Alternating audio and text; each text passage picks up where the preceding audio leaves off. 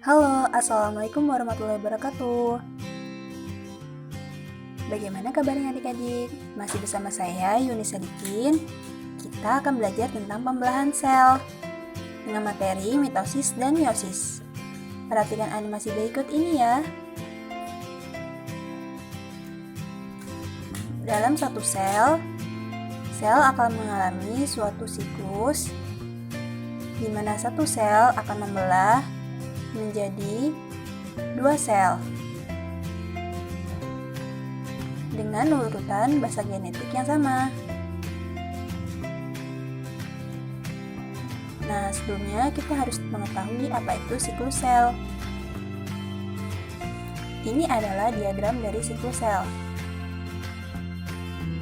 di mana ada fase G1, S, G2, dan fase M, mitotik.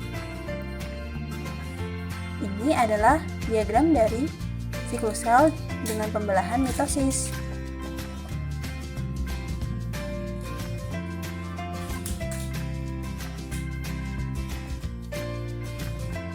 Fase G1 merupakan fase G pertama yang menjadi tempat pertumbuhan primer, di mana pada saat itu sel akan membesar dan siap untuk bereplikasi DNA-nya.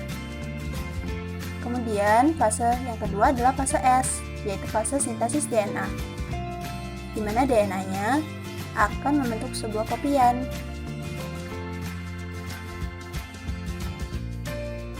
Fase yang ketiga adalah fase G2, merupakan tahap persiapan untuk pembelahan sel yang kedua kali. Ketika sel sudah siap, maka fase selanjutnya adalah fase M, yaitu fase pembelahan sel.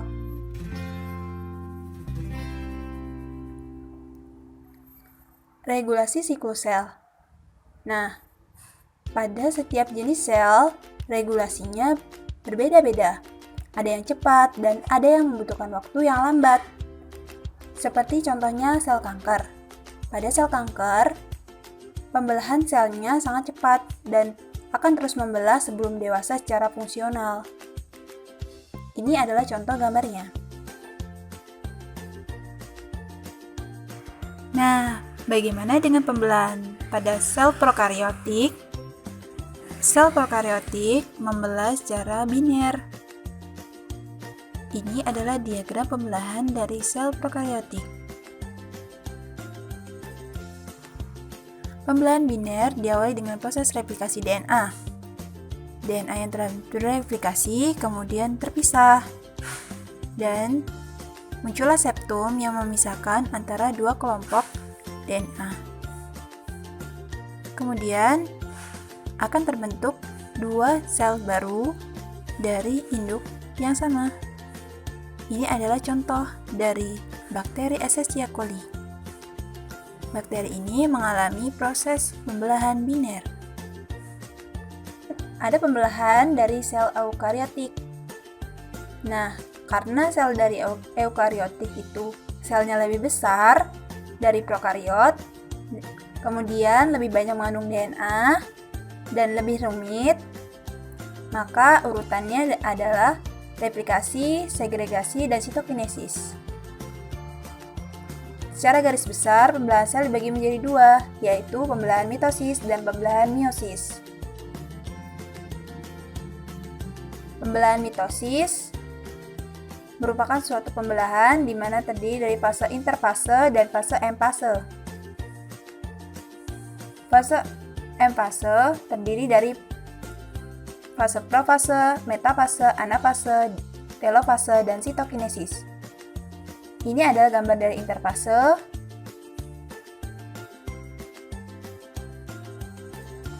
Fase interfase terdiri dari fase G1, S, dan G2.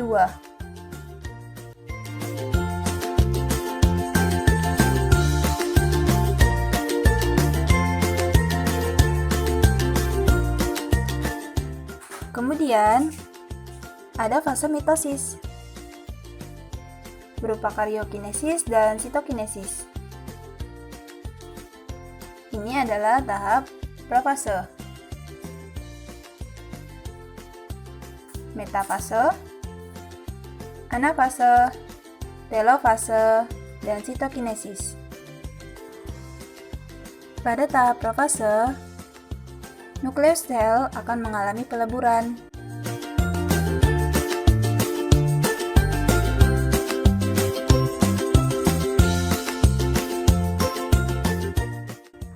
Dan sentrosom akan membentuk benang-benang spindle. Benang-benang spindle ini nantinya akan mengikat masing-masing kromosom dalam satu garis lurus dan masuk dalam fase metafase. Ini adalah bentuk kromosom dan ini adalah sentromer, di mana benang-benang spindle akan mengikat pada sentromer. Kemudian, pada tahap anafase, masing-masing kromosom homolog akan ditarik sesuai dengan kutubnya masing-masing. Masuk ke dalam tahap telofase,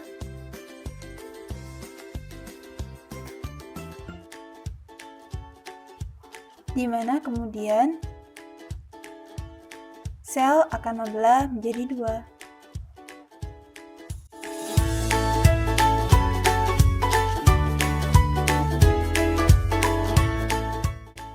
Pembelahan meiosis. Pembelahan meiosis merupakan pembelahan di mana ada dua tahap, meiosis 1 dan tahap meiosis 2. Pembelahan meiosis ini terdiri dari beberapa fase.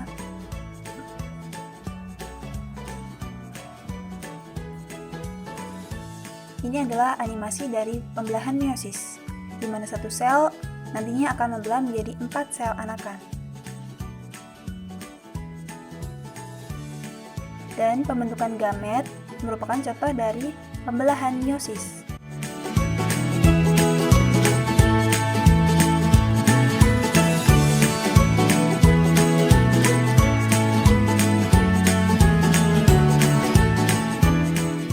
Pembelahan meiosis terdiri dari fase interfase, fase meiosis 1, sitokinesis, meiosis 2, dan sitokinesis yang kedua.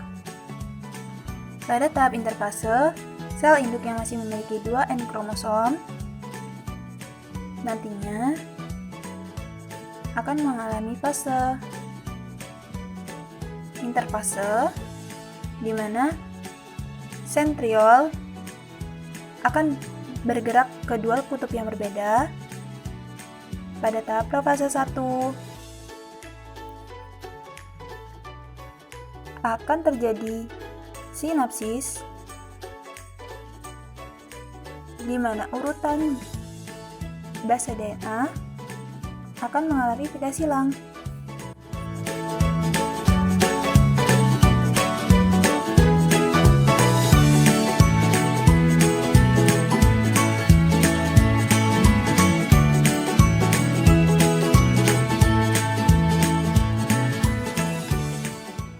Dari 4 kromatit terjadi sinapsis. Dan kiasmata. Pada fase profase 1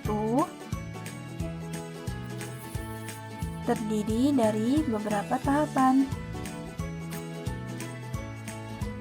Yang pertama adalah tahap pletoten, di mana kromosom yang awal mulanya merupakan benang-benang kromosom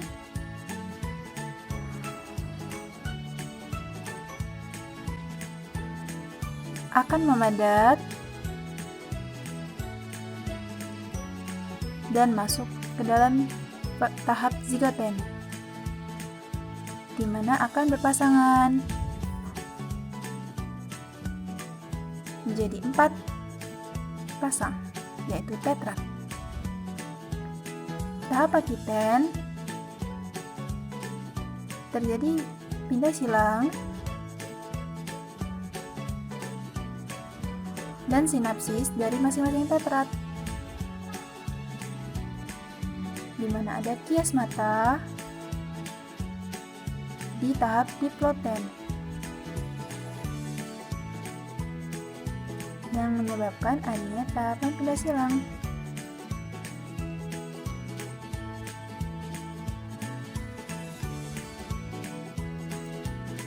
Kemudian, tahap diakinesis.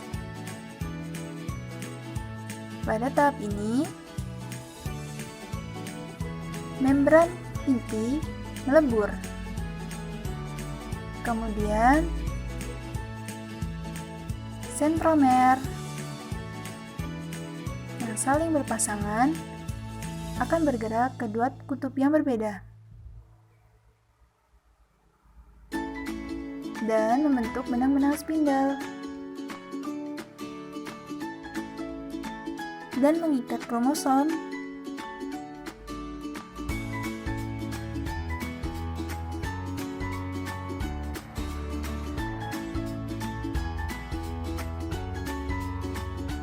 Benang-benang spindle ini terbuat dari mikrotubul. Pada tahap metafase 1, masing-masing tetrat akan terkumpul di bagian tengah. Kemudian pada tahap anafase 1, masing-masing tetrat akan ditarik menjadi kromosom homolog masing-masing. Dan pada fase telofase 1, sel akan membelah berdasarkan N kromosom. Pada tahap telofase, di mana masing-masing sisi yang memiliki N kromosom haploid akan dipisahkan satu dengan yang lainnya dengan terbentuknya membran inti. Dan nantinya sel akan membelah menjadi dua.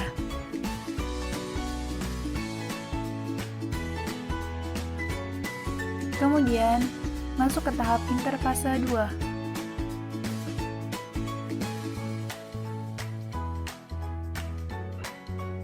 Pada tahap meiosis 2,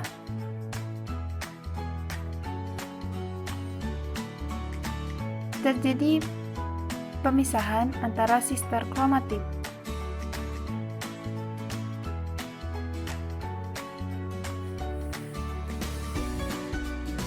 Dan menghasilkan sel yang haploid.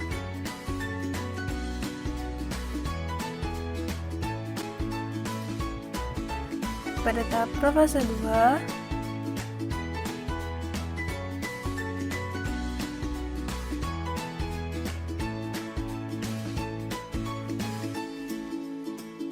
benang-benang kromosom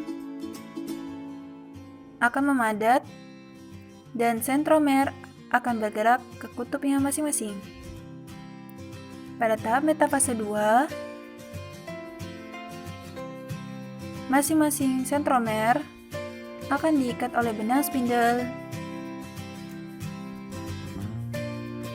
dan menarik pasangannya ke masing-masing kutub dari sentromer.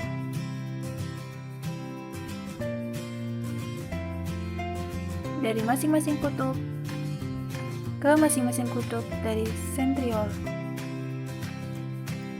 Kemudian akan terbentuk membran inti, dan pada tahap telofase akan terbentuk 4 sel.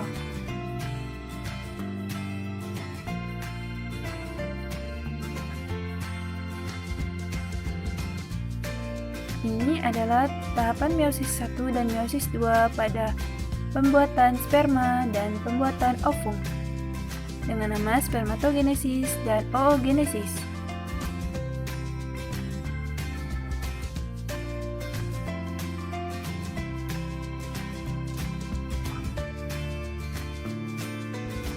Kemudian, apa sih perbedaan dari mitosis dan meiosis? Kita dapat melihat berdasarkan beberapa aspek. Yang pertama, berdasarkan ada tidaknya sinapsis. berdasarkan ada tidaknya pertukaran genetik, berdasarkan jumlah sel anakan, berdasarkan jumlah kromosom sel anakan, dan berdasarkan kandungan genetik. Pada tahap mitosis, tidak ada sinapsis dan tidak ada pertukaran genetik. Jumlah sel yang dihasilkan ada 2, dan jumlah kromosom sel anakannya sama dengan induknya. Dan kandungan genetik dari sel anakan sama dengan induknya. Sedangkan untuk meiosis, terdapat sinapsis, terdapat pertukaran genetik, jumlah sel anakan yang dihasilkan ada 4 sel, jumlah kromosom sel anakan setengah dari jumlah kromosom induknya, dan kandungan genetiknya berbeda dengan yang lain dan dengan sel induknya. Sebelum kita akhiri, yuk kerjakan soal evaluasi terlebih dahulu. Soal yang pertama, termasuk jenis pembelahan apakah gambar di bawah ini? Jika kita melihat, ini adalah gambar kadal, di mana ekor kadal mengalami pertumbuhan dari yang pendek, kemudian tumbuh, dan menjadi panjang. Nah, jenis pembelahan yang paling tepat ialah pembelahan pembelahan mitosis. Kenapa pembelahan mitosis? Karena ini termasuk pembelahan yang terjadi di dalam tubuh. Dan DNA dari kromosom yang dihasilkan karena ini adalah pembelahan dari sel tumbuh dan menghasilkan 2 sel yang sama jumlah kromosomnya. Tidak mungkin bila kromosom dari ekor sebelah sini berbeda dengan yang sebelah sini. Lanjut soal nomor 2. Apakah benar bahwa sel ovum berasal dari pembelahan meiosis dan kromosomnya diploid? Mari kita telaah satu-satu.